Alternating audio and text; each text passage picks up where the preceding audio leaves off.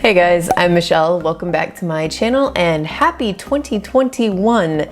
If you clicked on this video, I'm guessing it's because you have plans to write a book this year. Maybe you've been kind of kicking around the idea of writing your very first novel. Maybe you started a book in 2020 and you didn't finish it.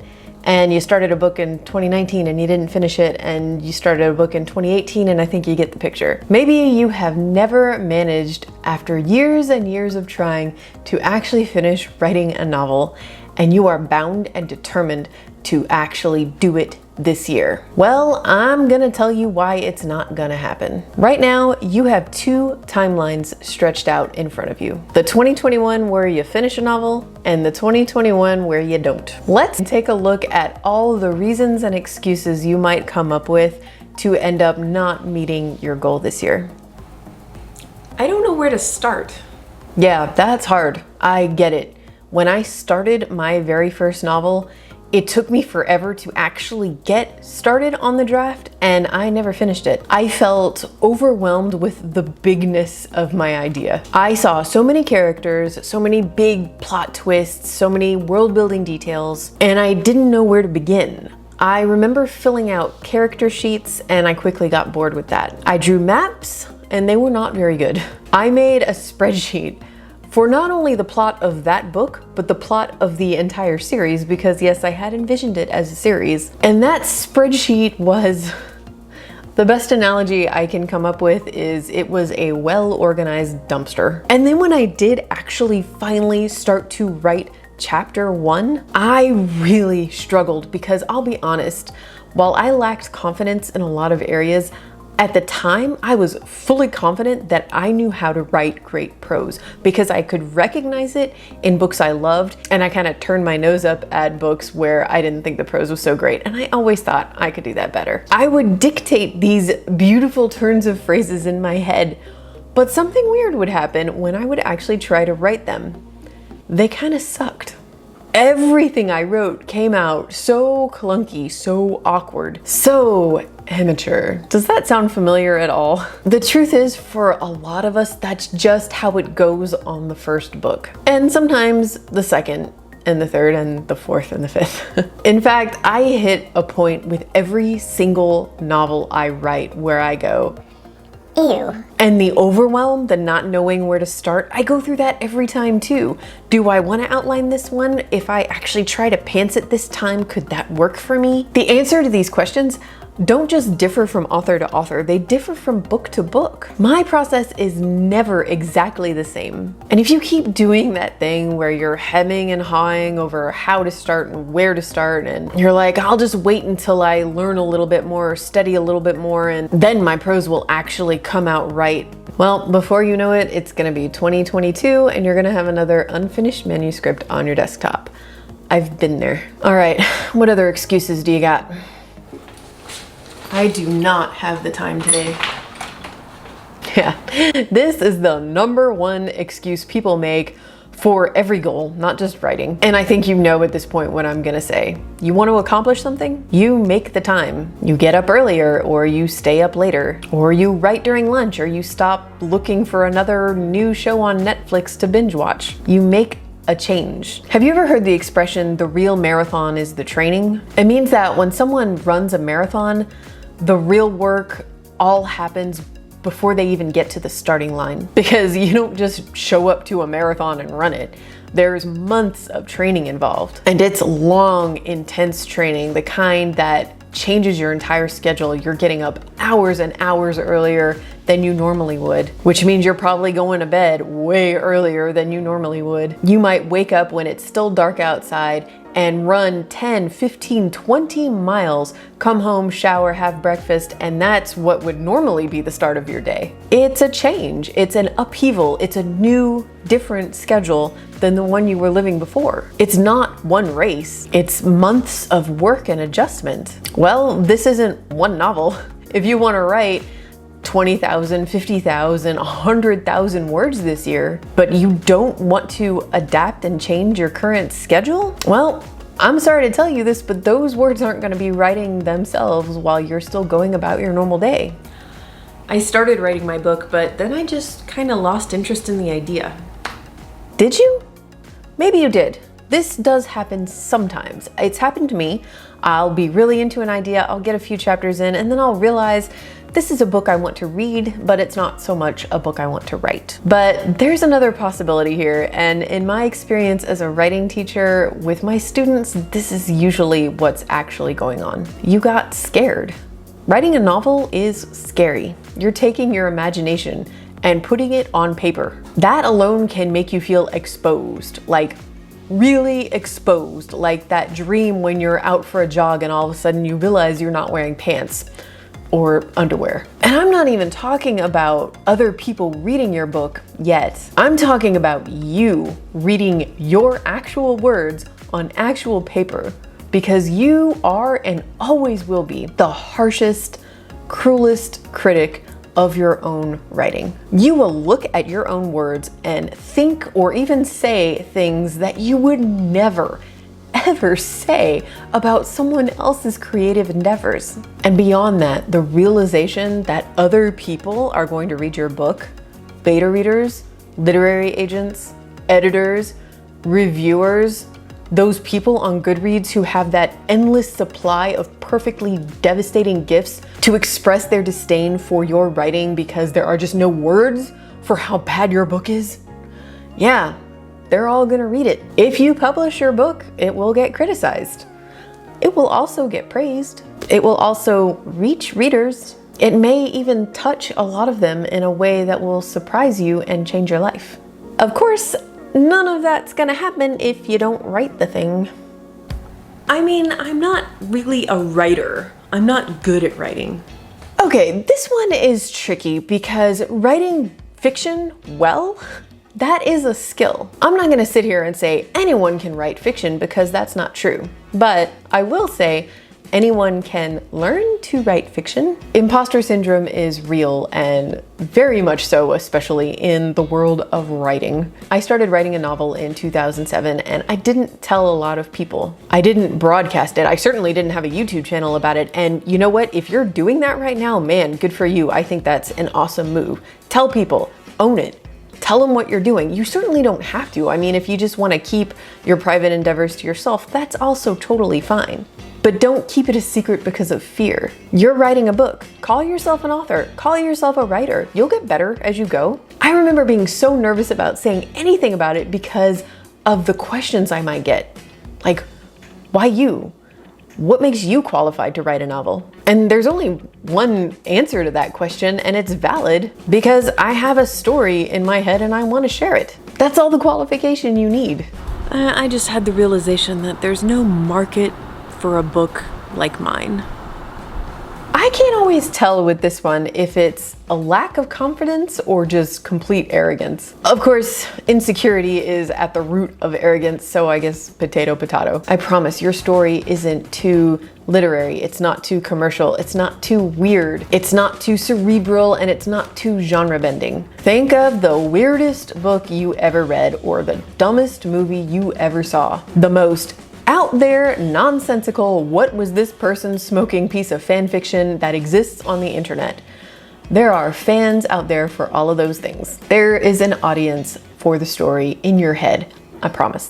The thing is, I can only write before noon on a day where the temperature outside doesn't exceed 70 degrees and I have to have a matcha latte from my favorite cafe, which is closed on Mondays. And also my horoscope has to tell me that it's my day to be creative. Okay. I mean, you aren't gonna write a book in 2021 or ever, but okay. Look, a piece of writing advice I see floating around a lot out there, especially for newer writers, is to create a workspace, a space that is just for you to get in your zone and to establish a routine so that every day when you sit your butt down in that chair, you know it's time to write and you're training your brain to get into that zone every day. That's not bad advice at all, but it's not the most realistic advice either. When I first started writing, I longed for that kind of routine. I wanted a big, beautiful writing desk that faced a window. I wanted an office that was all my own, where nobody would disturb me while I was writing. I wanted all of those things, and I thought for sure once I had them, that was when I would be successful. But you want to know how I ended up writing the book that got me my agent? I had just returned to the US from living overseas for a few years, and I had already written and queried a novel that did not end up getting me representation.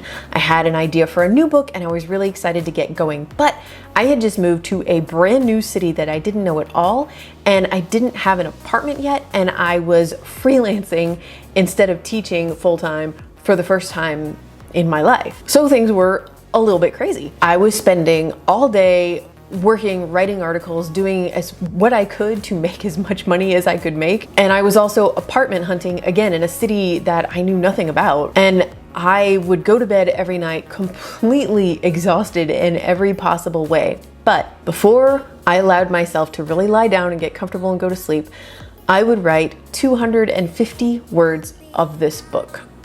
That was it. 250 words. That's just like a page.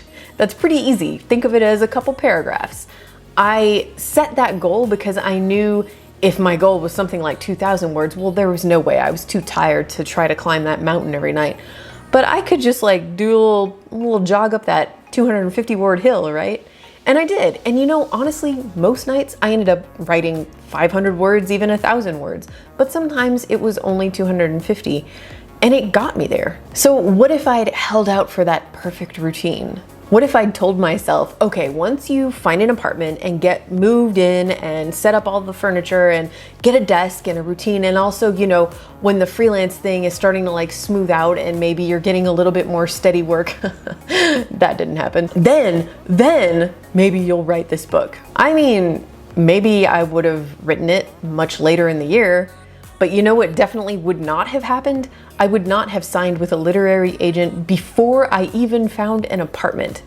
But that is what happened, and it was just because of a 250 word commitment every night. There are great excuses not to write. I mean, I'm not gonna sit here and say things don't come up in our lives sometimes that genuinely stop us from writing or pursuing our goals. And come on, if the year we all just lived through has taught us anything, it's that you can't just wait for life to calm down, for more time to magically appear, or for stressful situations to just resolve themselves. Think back to this time last year, January 2020, and the goals you were setting with your sweet summer child self. I know what mine were, and I'm not even gonna share them because it's so embarrassing. I had no idea what was coming. None of us did. And it is my sincere hope that 2021 is a happier, calmer, more peaceful and productive year for every single person who is watching this video. But the point I'm trying to make is that when you set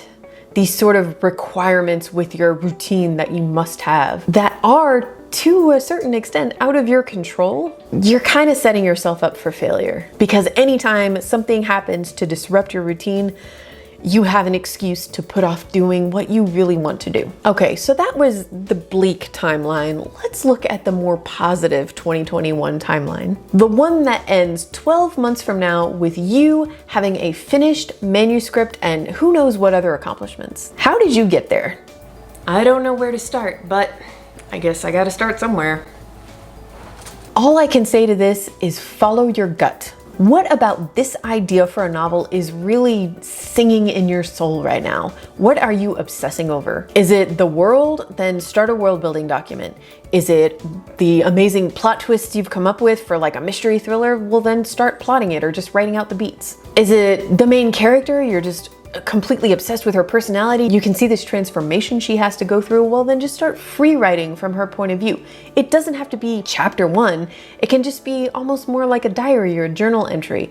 Just let her talk and listen. There's no one right place to start working on a novel. All that matters is that you do start. I'm going out now, but I am going to find time to work on that book later. Everyone's going to make time or find the time in different ways. Maybe you can use a dictation app and dictate your story out loud while you're folding laundry. Maybe you like writing by hand and you can carry a small notepad around with you and just jot down a few more lines whenever you're waiting in line somewhere or sitting on the bus. Maybe you just need to wake up half an hour earlier or go to bed half an hour later or stop watching YouTube. Whatever you gotta do to prioritize your novel. I've been working on my book and I love it, but I'm starting to get a little scared about putting myself out there. So I do a lot of school visits, and as part of my presentation, I always talk about the writing process, the publishing process, and I always end the same way, and this is by far the biggest hit with the kids. I talk about getting bad reviews and what it feels like to have your work criticized publicly. I show them actual bad reviews that I have found, usually on Goodreads, and I read those cruel, cold words out loud. And then I tell them which of their beloved books this reviewer was tearing to shreds. The kids scream. I mean, they get so offended and just completely baffled at the idea that anyone out there could possibly hate a story that they cherish so deeply. There is no one universally beloved book. And I'm not gonna tell you to grow a thick skin, because you know what? There's nothing wrong with feeling feelings, and there's nothing wrong with being vulnerable. Really, you just have to decide if it's worth it to you, because this is part of the territory if you want to be an author. No one ever wrote a book and escaped criticism. If you really want to write a book and you really want to publish a book, then you have to find your own way to deal with the negative side of it. And a really good way to start is to focus on all the positives. Ugh, I want to be an author. I'm going to be an author. It really doesn't matter whether or not you choose to tell people you're writing a book, or whether or not you tell people that you're a writer or an author, but it does matter what you say to yourself. Start thinking of yourself as an author right now. Yeah, my idea for a novel is pretty out there, but at least I know nobody else is gonna write it. If you're genuinely concerned that there's no market for your novel, then I encourage you to spend some time looking at more obscure book lists or browsing bookstores, online stores, and not looking at the bestseller lists. Dig deeper in whatever way you want to search for novels, because bestsellers make up a teeny fraction of the books that are published every year. There is so much out there. And yes, there are undeniably trends in the publishing industry. And yes, very often when there is a breakout hit in one genre, we know that over the next few years, we're going to see plenty of copycats following along. But there are millions of books published every year in this world. How many of those millions have you heard of? How many of those millions have you read? A sliver of a fraction of a fraction. There are so many delightfully weird, cerebral, quirky, super commercial, super literary, whatever novels out there. Publishers who chose to publish those books despite knowing that they were never going to be getting the splashy ads in Times Square. There is no reason your novel can't be one of them. My plans to write today got totally derailed, but I'm gonna at least start this chapter before I go to bed.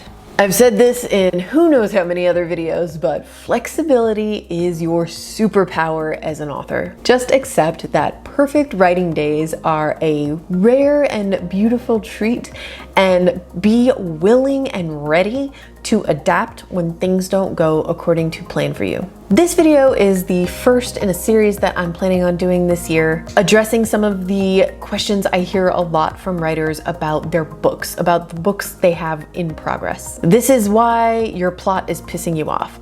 This is why you like your side characters more than your protagonist. This is why you don't want to write that scene. Those are just a few of the videos I have planned over the next few months. So if you have any questions that you would like me to address in this series, please let me know in the comments below. And if you're writing a novel and you're in the beginning stages right now, well, guess what? I am too. And I'm documenting the whole thing, from brainstorming to outlining to drafting to revising and getting feedback and hopefully going on submission one day. If you want to follow along, just look for the playlist called Watch Me Write a Book from Start to Finish, and please share what you're working on with me in the comments of those videos too.